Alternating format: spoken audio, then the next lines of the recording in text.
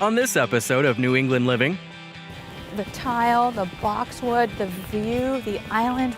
I need like at least 3 shows to talk about because every decision, I can tell, you really took your entire life to make this home. All right, so the idea here is just because it's meant to look like an old house doesn't mean we can't have a few modern conveniences. No.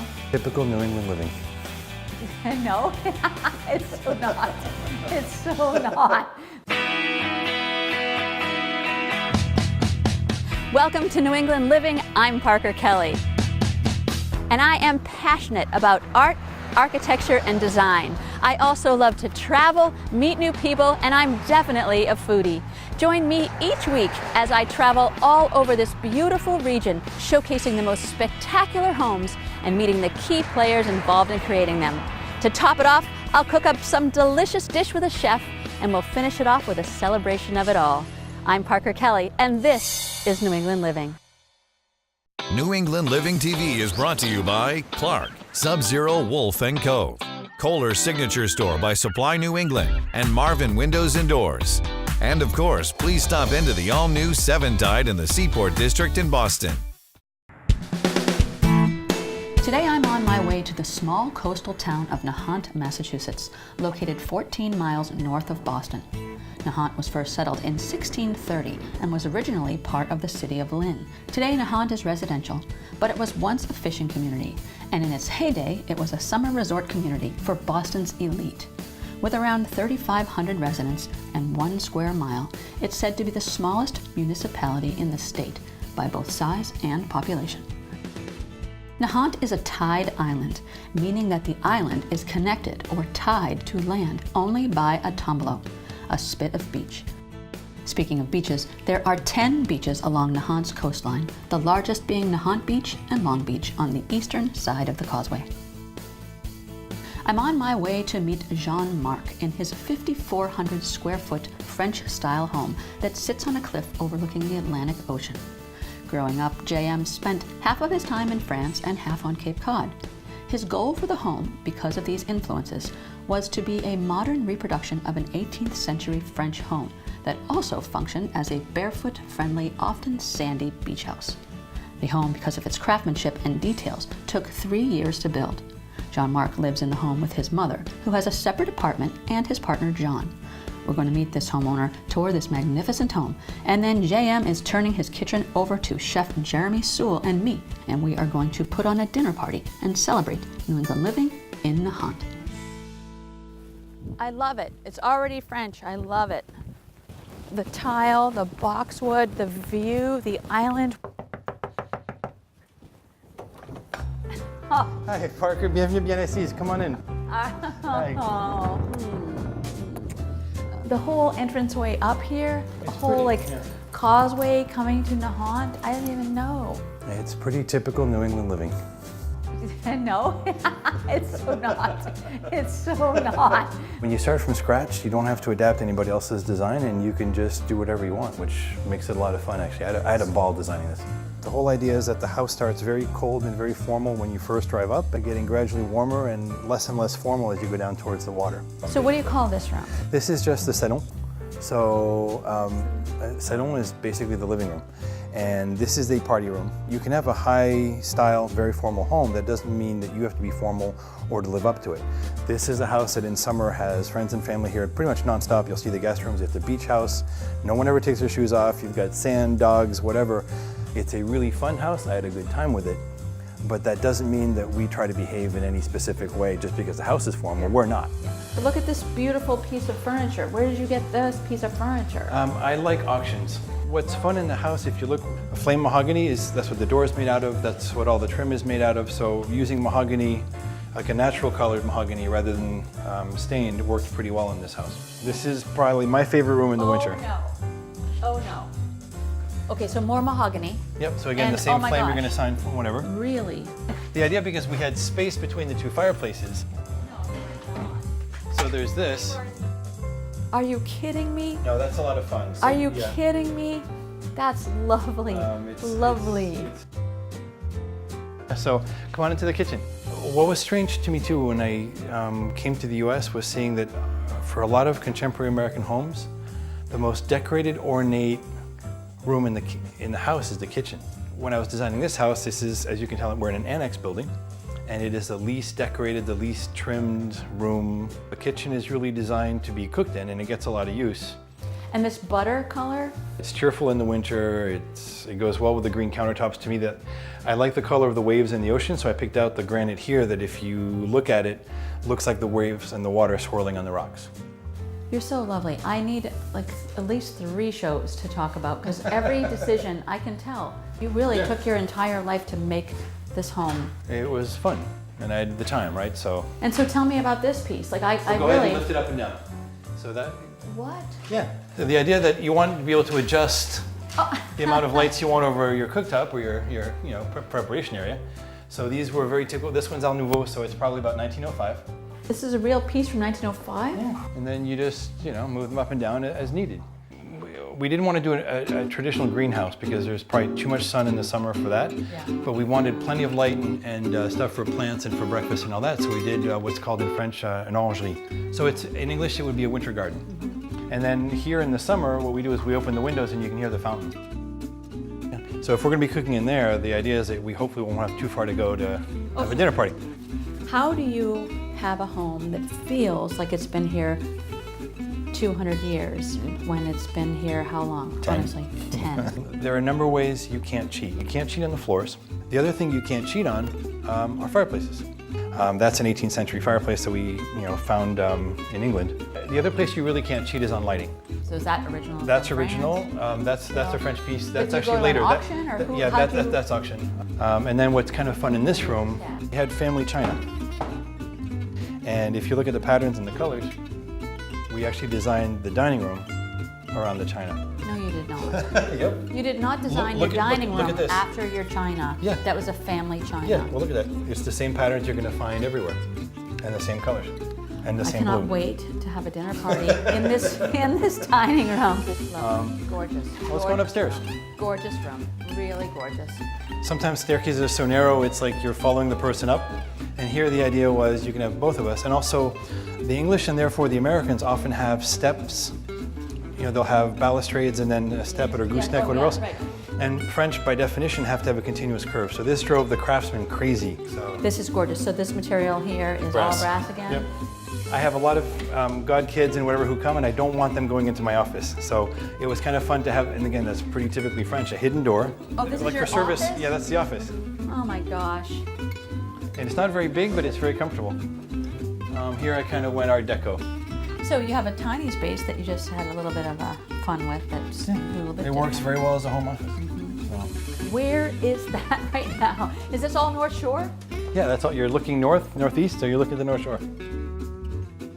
Talk about this color blue here. It's not quite blue, it's not quite gray. I like complex colors, and this one just is very restful. And so this is your master or no? Yeah, this is the master, yeah. And so in the bathroom, we just continue with mahogany. This right here? Well, so this is great most of the time, except that you take your shower at 6:30 in the morning and there's somebody fishing or lobstering right there and you come out of your shower and you're like, hi. So as you saw, we've got the owner's quarters on one side and then the guests are on their own side with their own bathrooms and their own everything. So And that that's they why get they'll privacy. stay a couple Exactly. days. Well, they'll stay here weeks or a month. I've had friends and family stay 6 weeks on end. I mean, this room's more wouldn't be my feminine. room. I would say It it's is. more feminine. But I have a goddaughter, and this is her room. When she comes to visit, this is her room. All right, so the idea here is just because it's meant to look like an old house doesn't mean we can't have a few modern conveniences. Okay, no. Yeah. Oh, no. Yeah. The idea that... What show am I watching? Whatever you like. So the idea is we can watch New England Living down here. You got a little bit of everything. There you go. It is. Oh my God. And then, as I said, my guilty pleasure, all my sci-fi is down here. And the 2 gaming compressors. So John and I are gamers, so you've got our gaming rigs set up. Yeah. So you can still have a modern stuff around the house. It doesn't necessarily have to be part of a living room. All right. And then actually, if you head on up, this is why I bought the piece of land. So you've saved this the best for last. Yes, and actually everything we saw was a byproduct of what you're going to see now. I fell in love with this view. That it's not just ocean, it's not just coast. You've got Big Nahant, you've got the causeway coming through, you've got Swampscott, Lynn. You've got 3 elements meaning you've got earth, sky, and water all meeting in one point. So people who feel like they're not lucky, what's your... keep looking. message? My message would be, it took me a long time to find this place. Originally I wanted something with more land and more whatever, and then I found this and I said, can I make it work? And we've been happy. After the amazing home tour with JM, I caught up with Sarah Lawson, the owner of S&H Construction, and Ed Sullivan, the project manager, to talk about the company, JM's home, and the gorgeous but challenging site. So when did you guys come to this project? Well, the house was done, but the outside was not done at all. This was just a slope going down 30 feet. A ski slope, down to that's some what he rocks. says, like all the way Nothing. down. Exactly, yes. And so it was our job to start doing sort of the structural terracing and then all the finishes, some of which he already had on site, I believe. We incorporated, I think, 3 stairways, an underground room, fountains, pathways, plantings, earth materials and soils. It's pretty spectacular. I mean, nature wants everything to just go down Right. into the ocean. So you're fighting Entropy, that. entropy. Entropy, exactly. But this is a very challenging location too, because when the weather comes in here, it's no joke. Yeah. So it's held up really well. It's really kind of amazing to see that. Yeah. I think the bottom line on our company is that we build beautiful things. We have a lot of technical knowledge, and we're really good at managing projects. So we make it so that it is a controlled experience and people feel like they're driving the bus. And so what a privilege to be at this home and to see your work and to see this home. It's just crazy beautiful. While the day was still young, Jean-Marc and I decided to head out onto Long Beach and go for a bike ride on his beach cruisers. Not only was it the perfect way to see and feel what he loves about Nahant, but it was a wonderful way to end our day together.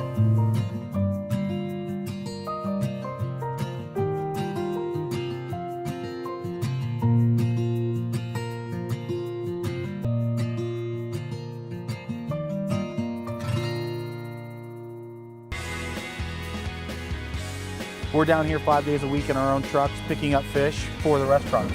These are our fish. We're gonna eat these tonight. That's amazing.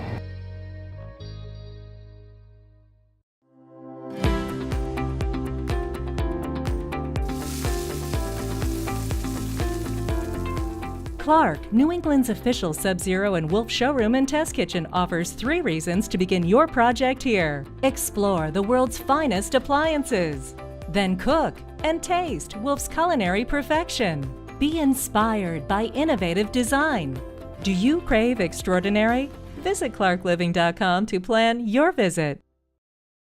Imagine a place where you can design the kitchen or bath of your dreams.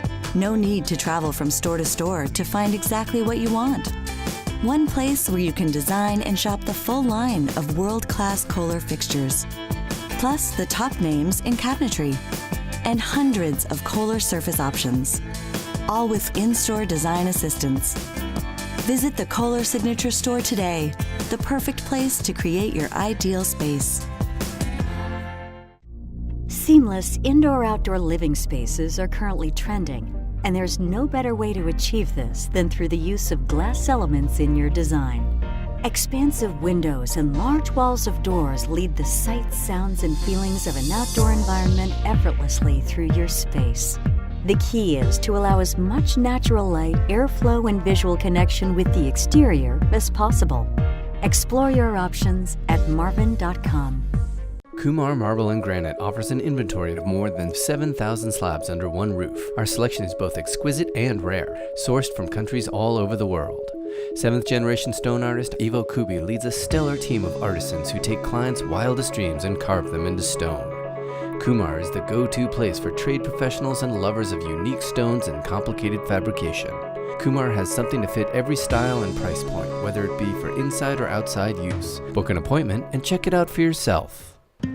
On the morning of the dinner party, I met up with Chef Jeremy Sewell at his latest restaurant, Les Sablons, in Cambridge. The iconic Conductors building in historic Harvard Square was the perfect spot to chat with the chef about the restaurant, his life, and career. Hi. Hey, Parker. Nice to see you, Jeremy. Nice to see you. Welcome to Les Sablons. Thank you. Oh my gosh. Take it in, It's a pretty unique building. I would say. Let me show you around.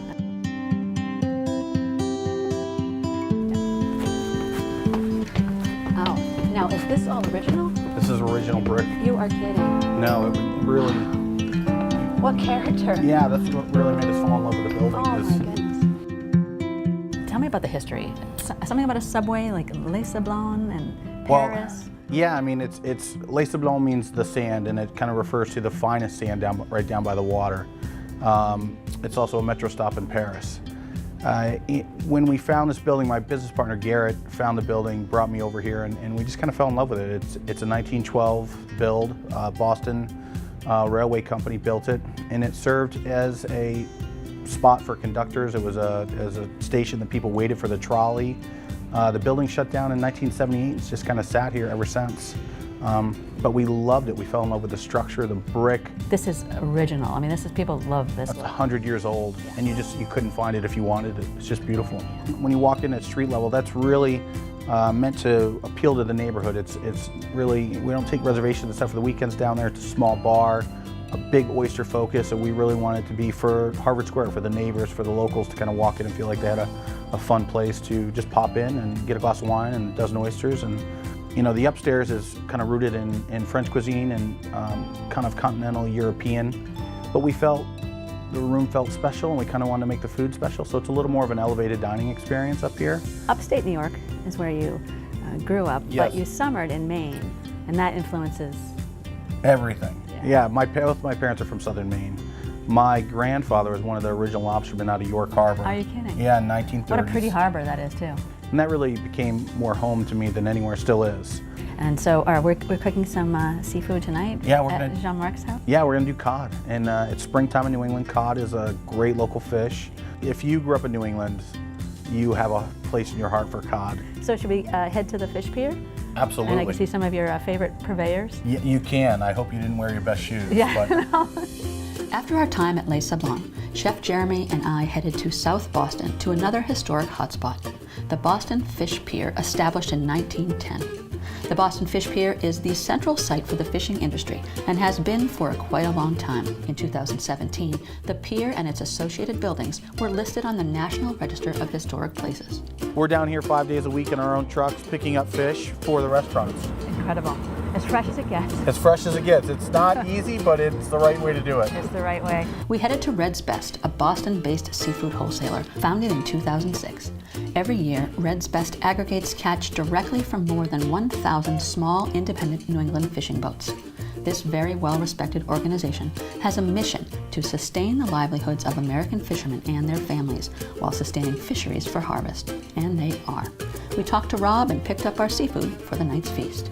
Those are good. How big are those? So these are right on the cusp, I'd say 10, 12 pound fish. These are our fish. We're gonna eat these tonight. That's amazing. Nice to meet you, Rob, honestly. My pleasure. Very, very So cool. much. Thanks, brother. Thanks for Appreciate it. taking See you me soon. here, Jeff. Absolutely.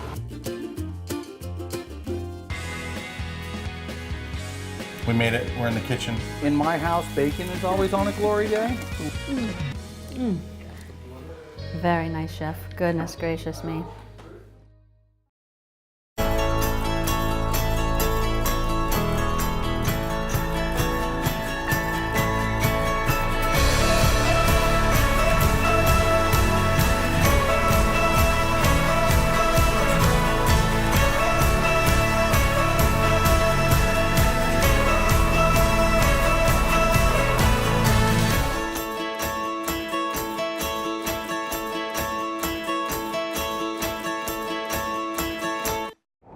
How do you want to live?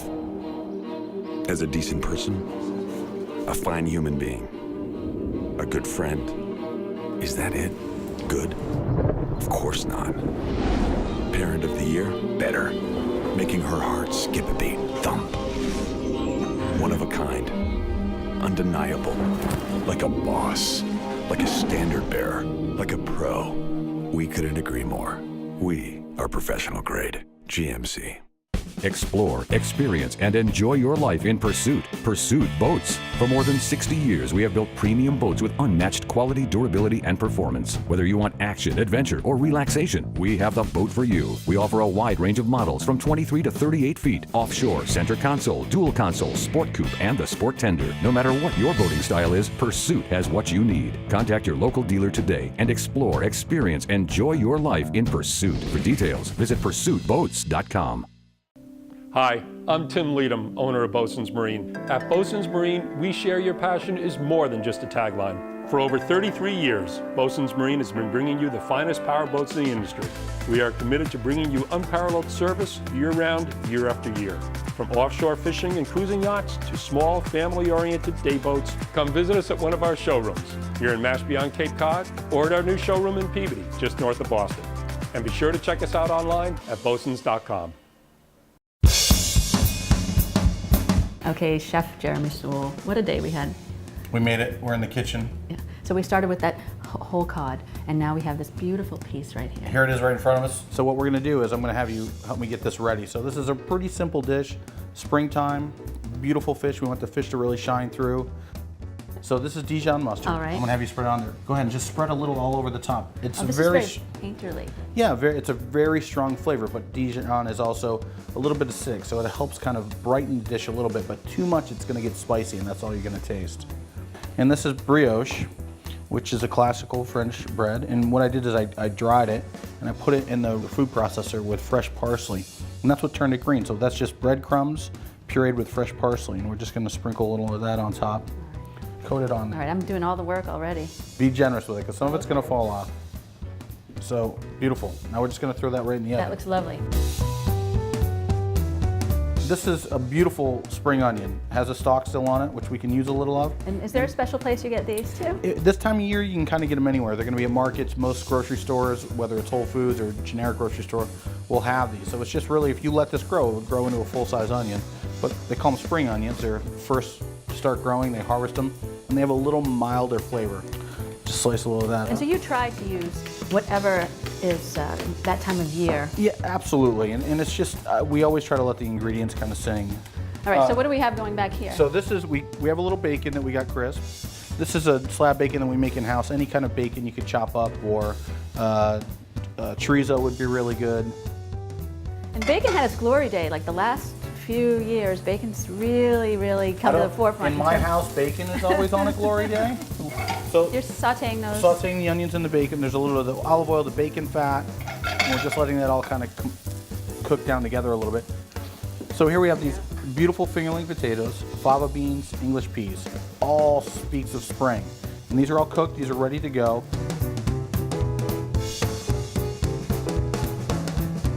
And again, we're just letting that warm up. Vegetables are all ready. I steamed off a few little necks and just a little bit of vegetable broth. And we're just gonna put a few of those in here. Oh, wow. With some of the broth. So the clams and the bacon definitely go well together. Clams and bacon. Oh, look at that. Oh, it's like peanut butter and jelly. So we got a little bit of our parsley. You wanna throw a pinch in there? I'll throw a pinch in there, yes. Go ahead. Too much pinch? No, that's good. Okay. I'm gonna have you do another pinch too. And you want me to do it from high, like you do? As long as it lands in the pan, Okay. wherever you wanna start is up to you. Just because we're cooking in a French house, we're gonna have some butter in there. So Yeah. we're gonna finish with a little bit of butter. Oh, that sauce is coming together beautifully. Oh, it does not look good. So we just want to let that get hot, let that butter melt in there. Oh my gosh, doesn't So that look look. good? Oh, that looks great. Put our clams around. Yeah. Oh, that smells good. Get a clam, Okay, got it. and then get a little piece of fish, All right. and get a little bit of everything else. Oh my gosh, this is so good.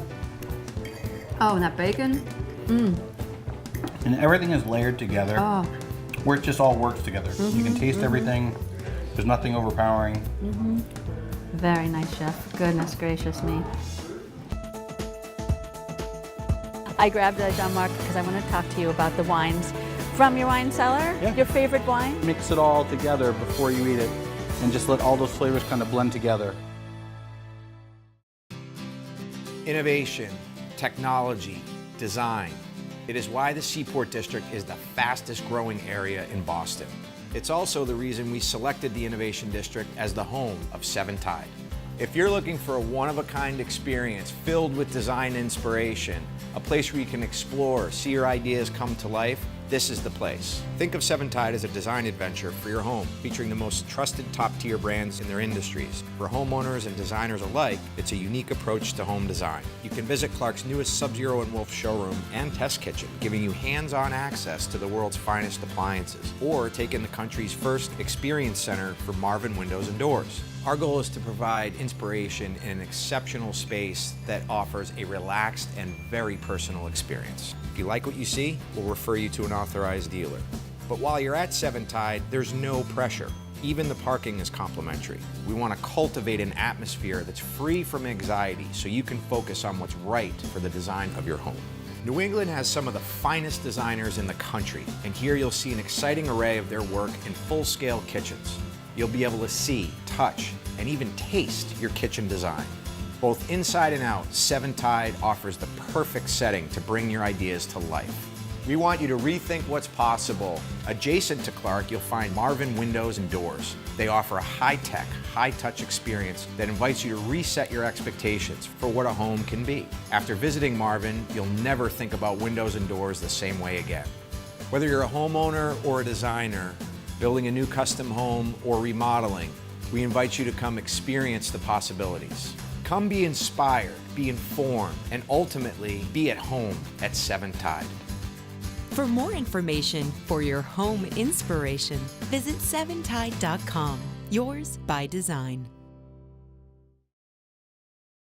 As the dinner guests started to arrive, I slipped away from the kitchen to meet and greet. Guests included JM's partner John, who had been traveling for work, JM's long-standing friends, a few close neighbors, and Jean-Marc's charming mother, Anique. Deliciously chilled and extremely fresh Island Creek oysters, and JM's celebratory kheer welcomed us all. Okay, so while the chef is in the kitchen getting ready, he needs me desperately, as you know, right? I grabbed Jean-Marc because I want to talk to you about the wines from your wine cellar, your favorite wines that you're pairing. Things that we can drink, actually, that's the whole point. For the first course, which is a soup, you want something kind of dry that goes with that.